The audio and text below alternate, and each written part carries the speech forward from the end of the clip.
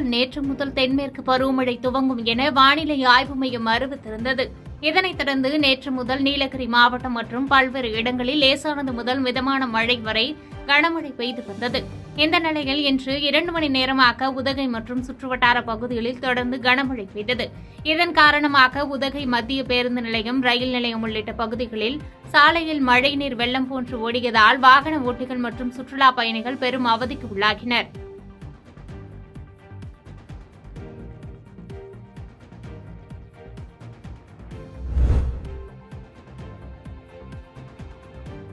பள்ளிப்பாளையத்தில் 3 மணி நேரத்திற்கு மேலாக ஏற்பட்ட போக்குவரத்து பாதிப்பால் ஆம்புலன்ஸ் செல்ல முடியாத நிலை ஏற்பட்டதால் பரபரப்பு ஏற்பட்டது.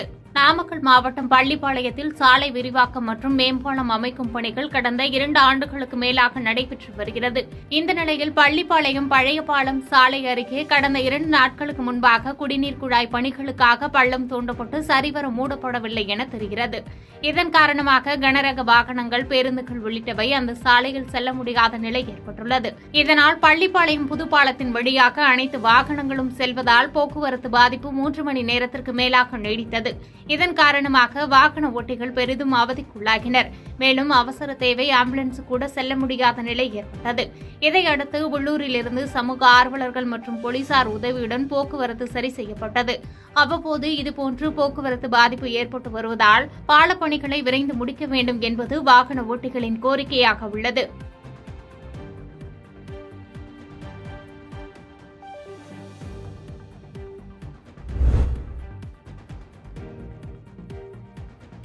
கடலூரில் நடைபெற்ற இல்லம் தேடி கல்வி திட்ட தன்னார்வலர்களுக்கான இணையவழி தேர்வின் போது இன்டர்நெட் கனெக்ஷன் பிரச்சினையால் தேர்வு எழுத முடியாமல் தன்னார்வலர்கள் அவதியடைந்தனர்.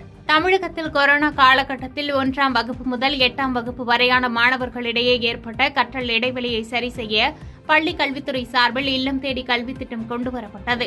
இத்திட்டம் அடுத்த ஆண்டிலும் செயல்படுத்த பள்ளிக் கல்வித்துறை முடிவு செய்துள்ளது. இதற்காக இல்லம் தேடி கல்வி திட்ட தன்னார்வலர்களுக்கு இணையவழி தேர்வு கடலூர் மஞ்சக்குப்பம் மாவட்ட கல்வி அலுவலக வளாகத்தில் அமைந்துள்ள அரசு மேல்நிலைப் பள்ளியில் நடைபெற்றது. இதில் 90 பேர் இணையவழி தேர்வு எழுதுகின்றனர். ஒவ்வொரு குழுவிற்கும் 15 பேர் வீதம் 45 நிமிடம் தேர்வு நடைபெற்றது. இன்று காலை முதல் குழுவினர் தேர்வு எழுதிக் கொண்டிருந்த போது இன்டர்நெட் இணைப்பு கோளாறு காரணமாக தேர்வு பாதியிலேயே நிறுத்தப்பட்டதாக சொல்லப்படுகிறது. தேர்வு எழுதிய 15 பேர் மீண்டும் இன்டர்நெட் இணைப்பு பெற்றவுடன் தேர்வு எழுத முடியாத சூழல் ஏற்பட்டுள்ளதாக சொல்லப்படுகிறது. இந்த நிலையில் உரிய வழிமுறைகளின் கீழ் அவர்கள் அனைவருக்கும் மீண்டும் தேர்வு எழுத வாய்ப்பு அளிக்கப்படும் என தேர்வு நடத்தும் அலுவலர்கள் தெரிவித்துள்ளனர்.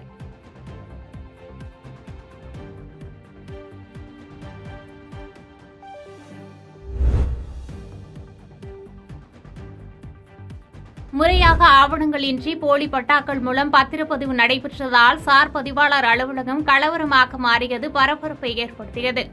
திண்டுக்கல் மாவட்டம் குஜிலியம்பாறை தாலுகா கோவிலூரை சேர்ந்தவர் வேலுச்சாமி. இவருக்கு கொல்லப்பட்டியில் 23 சென்ட் இடம் உள்ளது. இதில் 4 ஒரு பகுதி தனக்கு உள்ளது என்று வேலுச்சாமி உறவினர் ராஜேஷ் போலி ஆவணங்கள் மூலம் சார் பதிவாளர் பாலமுருகனிடம் பத்திரம் பதிவு செய்ததாக சொல்லப்படுகிறது. இதனை அறிந்த வேலுச்சாமி சார் பதிவாளர் பாலமுருகனிடம் கேட்டுக்கொண்ட போது ராஜேஷ், வேலுசாமி தரப்பினருக்கும் இடையே கடுமையான வாக்குவாதம் ஏற்பட்டு பின்னர் அது கைகலப்பாக மாறியது.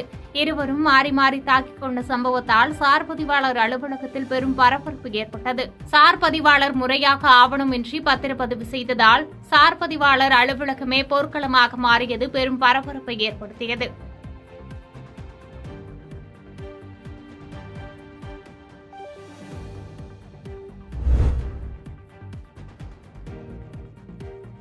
நடைபெற்ற 10ஆம் வகுப்பு பொதுத் தேர்வில் மறுகூட்டலுக்கு விண்ணப்பித்த மாணவ மாணவிகளின் தேர்வு விடைத்தாளில் திருத்திய ஆசிரியர்கள் அலட்சியமாக செயல்பட்டு பல்வேறு குளறுபடிகள் நடந்துள்ளதாக கூறி கடலூர் அரசு தேர்வுகள் உதவி இயக்குநர் அலுவலகத்தை பெற்றோர்கள் முற்றுகையிட்டதால் பரபரப்பு ஏற்பட்டது.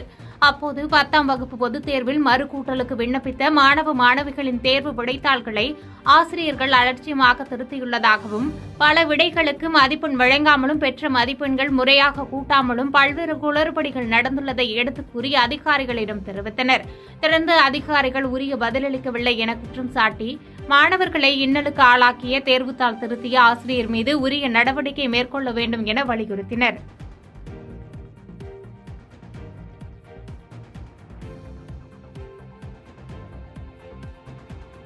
பாதகம் செய்பவரை கண்டால் நாம் பயங்கொள்ளலாகாது பாப்பா.